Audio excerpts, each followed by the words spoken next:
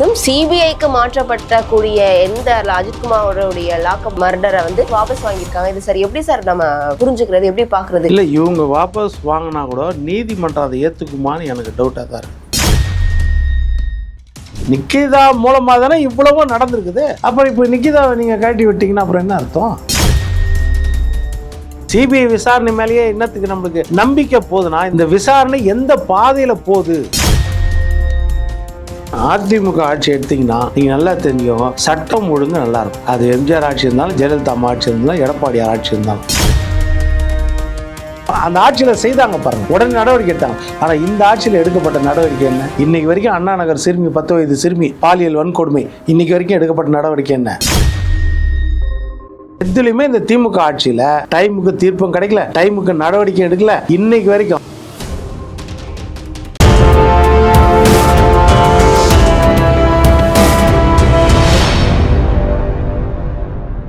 கடந்த 5 ஆண்டுகளாகவே சட்ட ஒழுங்கு சீர்கேடு அப்படின்றது தொடர்ந்து அதிகரித்துட்டு இருக்கு. பெண்களுக்கு உண்டான பாலியல் வன்கொடுமைகள் அதிகரிக்கிட்டு இருக்கு, போதைப் பொருட்கள் வந்து அதிகமாக நடமாடுது அப்படின்னு சொல்லிட்டு நம்ம தொடர்ந்து பல காணொலிகளில் பேசிட்டு இருக்கோம். இப்போ அந்த வகையில் திமுகவில் நடந்த லாக்அப் மர்டர்கள் பற்றி பார்க்கும்போது அஜித்குமாரோடைய லாக்அப் மர்டர் வந்து மிகப்பெரிய அளவில் பேசும் பொருளாக இருக்கு. இப்போ அந்த விவகாரத்தில் பார்த்தீங்க அப்படின்னா ஒரு திருப்பு முனையாக நேற்று ஒரு சம்பவம் நடந்திருக்கு. நிகிதா அப்படின்ற அவங்க மேல வந்து நகை திருட்டு போனதாக பழி சுமத்தி இருந்தாங்க. இப்போ அந்த இத வழக்க வந்து இவங்க திரும்ப வந்து வாபஸ் பெற்றிருக்காங்க. சிபிஐக்கு மாற்றப்பட்டக்கூடிய எந்த அஜித்குமாரோடைய லாக்அப் மர்டரை வந்து இப்போ இப்படி அதாவது இந்த வழக்கை வந்து வாபஸ் வாங்கியிருக்காங்க. இது சார் எப்படி சார் நம்ம புரிஞ்சுக்கிறது, எப்படி பாக்குறது? சிபிஐக்கு மாத்திருந்த ஒரு வழக்குல இருக்கக்கூடிய விஷயத்தை வந்து இப்படி வாபஸ் வாங்க முடியுமா? முதல்ல இல்லை, இவங்க வாபஸ் வாங்கினா கூட நீதிமன்றம் அதை ஏற்றுக்குமான்னு எனக்கு டவுட்டாக தான் இருக்குது.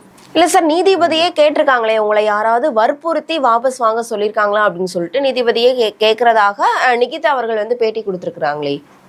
இல்லை, அதுதான் இவங்க நிகிதா பேட்டி கொடுத்துருக்காங்க. இது நீதிமன்றத்தில் அது வந்து வாபஸ் வாங்கப்படுமான்றது தெரியல. எனக்கு என்னன்னா, அதிகாரிகள் மட்டத்தில் இதில் ஏதோ ஒரு சதி இருக்குமோ அப்படின்ற ஒரு சந்தேகம் வந்து வருது. கண்டிப்பா, ஏன்னா அவங்களே வந்து சொல்றாங்க, அந்த அடகு கடையில இருந்து எல்லா கடைகள்லயுமே அவர்களுடைய நகைய இருக்கா அப்படின்னு சொல்லிட்டு விசாரிச்சு பார்த்ததுல எந்த இதுலயுமே அவர்களுடைய நகை இல்லை அப்படின்னு. அப்போ இந்த ஒரு கேஸை வந்து இந்த ஒரு வழக்கு போட்டதே வந்து அவங்க பொய் வழக்கு தான் போட்டிருக்காங்க அப்படின்ற மாதிரியான விஷயங்கள் சொல்றாங்களே சார், இது உண்மைதானா? சரி, இப்போ குற்றம் சாட்டப்பட்டவர்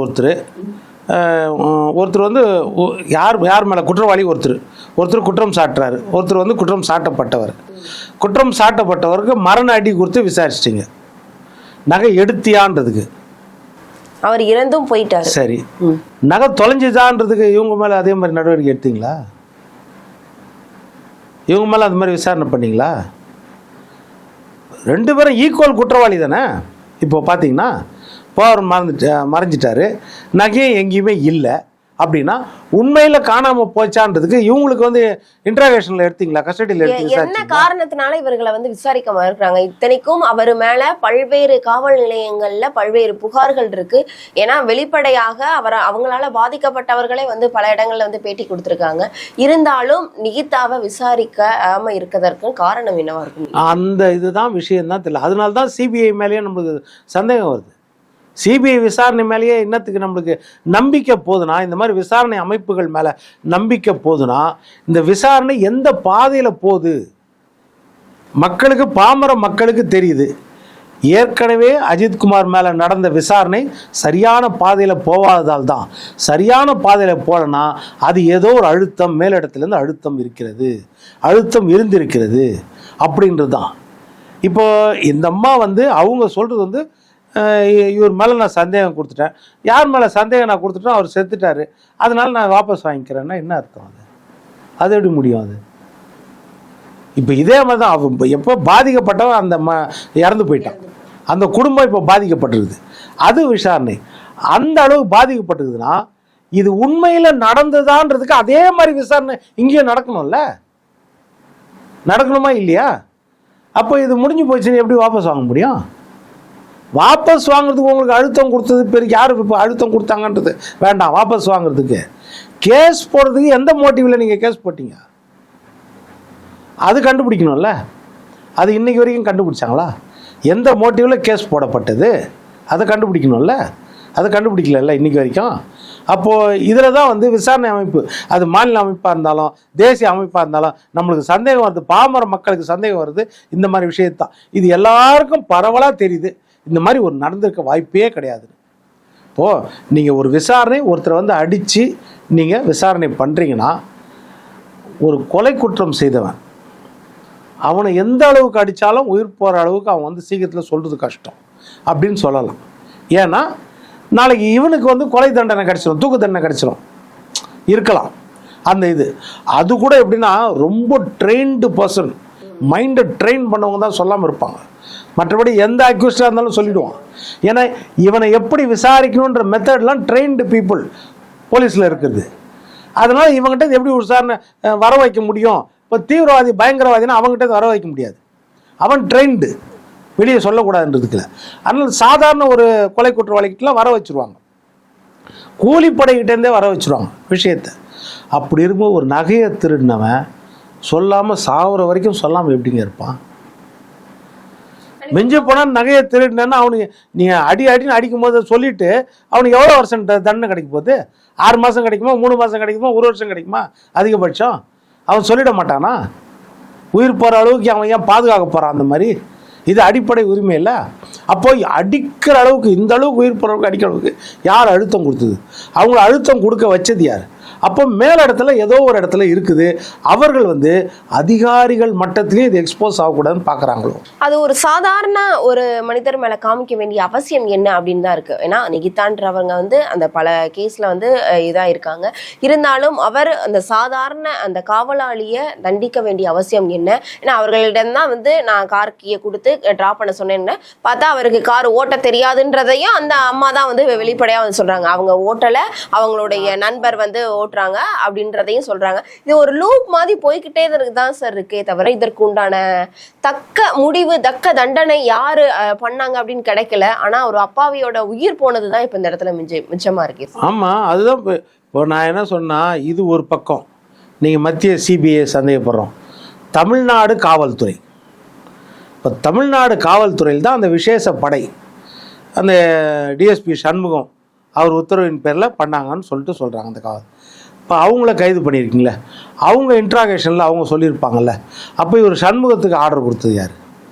லோக்கல் போலீஸ் ஸ்டேஷன் கண்ட்ரோலே இல்லாமல் இவங்க எப்படி அந்த கஸ்டடியில் எடுத்து இல்லீகல் கஸ்டடியில் இந்த அளவுக்கு பண்ணுவாங்க? இதெல்லாம் நிறைய விசாரணை. அப்போ எல்லாம் எதை நோக்கி போகுதுன்னா, இது மொத்த விசாரணை எதை நோக்கி போகும்னா நிகிதாவை நோக்கி தான் போகும். ஃபைனல் எண்ட் எங்க? நிகிதா தானே. நிகிதா மூலமாக தானே இவ்வளவும் நடந்திருக்குது. அப்புறம் இப்போ நிகிதாவை நீங்கள் கழட்டி விட்டீங்கன்னா அப்புறம் என்ன அர்த்தம்?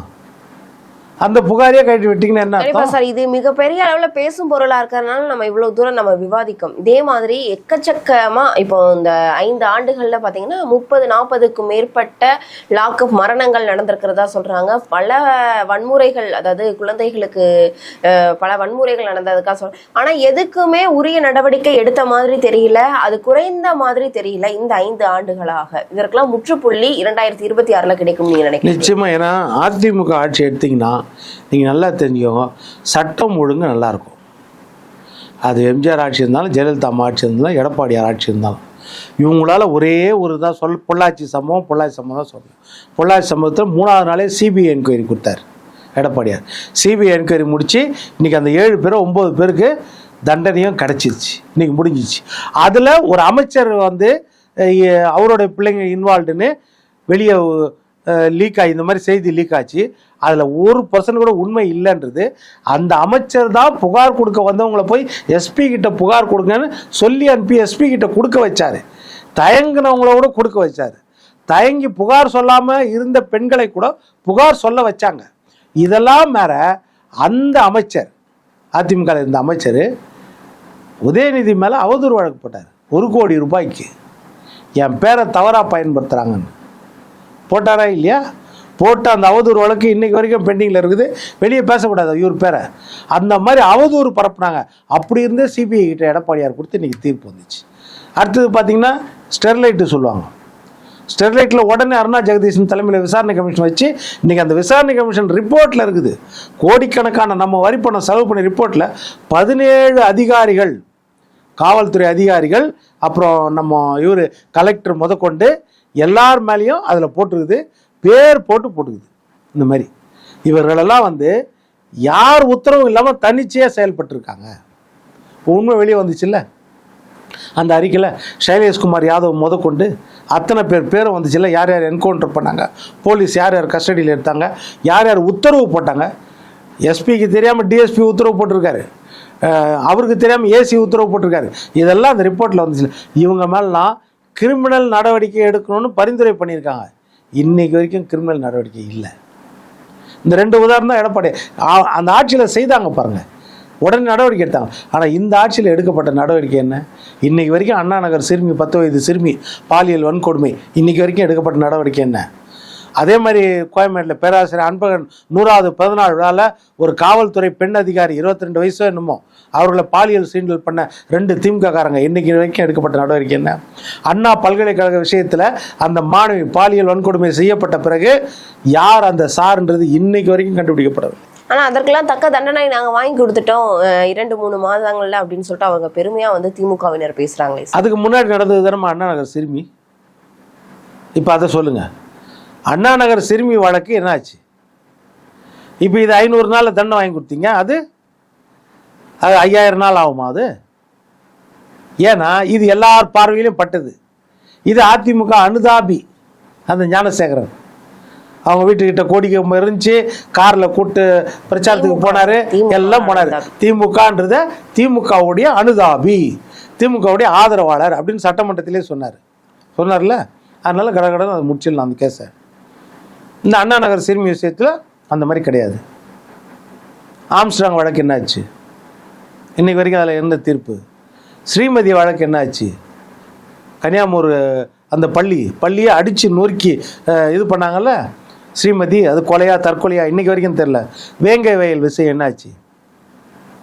வேங்கை வயலில் மலம் கலந்த விஷயம் எதில் தீர்ப்பு வந்துச்சு? ஒரு அண்ணா பல்கலைக்கழகத்தில் ஞானசேகரன் மட்டும் நீங்கள் உள்ள தள்ளியாச்சு, மற்றவங்க யாரும் இல்லை. கள்ளக்குறிச்சி கன்னியாகுமரி அதே மாதிரி கள்ளக்குறிச்சி கள்ளச்சாராய மரணம், அதில் இன்னைக்கு வரைக்கும் என்ன தீர்ப்பு? எந்த வழக்கில் தீர்ப்பு கட்சி இருக்குது சொல்லுங்கள்? எதுலையுமே இந்த திமுக ஆட்சியில், ஸ்டாலின் அவர்கள் ஆட்சியில் டைமுக்கு தீர்ப்பும் கிடைக்கல, டைமுக்கு நடவடிக்கை எடுக்கல. இன்னைக்கு வரைக்கும் அவங்க கூட காங்கிரஸ் கூட்டணியில் தான் இருக்கிறாங்க. காங்கிரஸுடைய மாவட்ட தலைவர் நெல்லையில் ஜெயக்குமார் தன்சிங் படுகொலை செய்யப்பட்டு முள்ளை வச்சு கட்டி வச்சுருக்காங்க, எரிச்சு கொல்லப்பட்டிருக்காரு. இன்னைக்கு வரைக்கும் என்ன ஆச்சு? இந்த மாதிரி சொல்லிகிட்டே போகலாம். ஒரு வழக்கில் கூட தீர்ப்புன்றது வரல, நடவடிக்கை என்னன்றது தெரியல, எதுவுமே இன்னைக்கு வரைக்கும் தெரியல. ஆனால் இருந்தாலும் நாங்கள் 2.0 வந்து மிகப்பெரிய அளவில் அமைப்போம் அப்படின்னு எந்த நம்பிக்கையில் சார் இந்த திமுகவினர் சொல்கிறாங்க நீங்கள் நினைக்கிறீங்க? தோக்கிற வரைக்கும் அப்படி தானே சொல்லணும், வேறு வழி கிடையாதுல்ல. அவங்களுக்கு நல்லா தெரியும் இந்த அளவு தோற்றுருவாங்கன்றது. இதை மீறி தெரியலன்னா மக்களுக்கு நல்லா தெரியும். இவங்க 5000 ரூபாய் கொடுக்குறது, 2000 ரூபா கொடுக்குறது, இதெல்லாம் வந்து இப்போ அங்கே கூட்டம் போட்டு நலத்திட்ட உதவிகள் என்னென்னமோ கொடுத்து பார்க்குறாங்க. மக்கள் எவ்வளோ தெளிவாக இருக்கிறாங்க தெரியுமா? நான் 1000 ரூபா கட்டிட்டு இருந்தேன் சொத்து வரி, இப்போ 3500 கட்டுறேன். நான் 300 ரூபா கட்டிட்டு இருந்தேன் கரண்ட் பில்லு 2021, இப்போ அது வந்து 3000 ரூபாய் 2500 கட்டுறேன். 10 மடங்கு 20 மடங்கு மாதம் 2 மாதத்துக்கு ஒரு கட்டிட்டு இருக்கிறேன். இதைத்தான் என்கிட்ட திருப்பி கொடுக்குறாங்க. அதனால் கொடுக்குறத நான் வாங்கிக்கிறேன். எனக்கு நிம்மதியான ஆட்சி அப்படின்னா அதிமுக ஆட்சி, எடப்பாடியார் ஆட்சி நல்லா இருந்துச்சு, அந்த பாமரனின் ஆட்சி நல்லா இருந்துச்சு, அதே இருந்தால் நல்லது தானே இன்றைக்கி மக்கள் தீர்மானிச்சிட்டாங்க.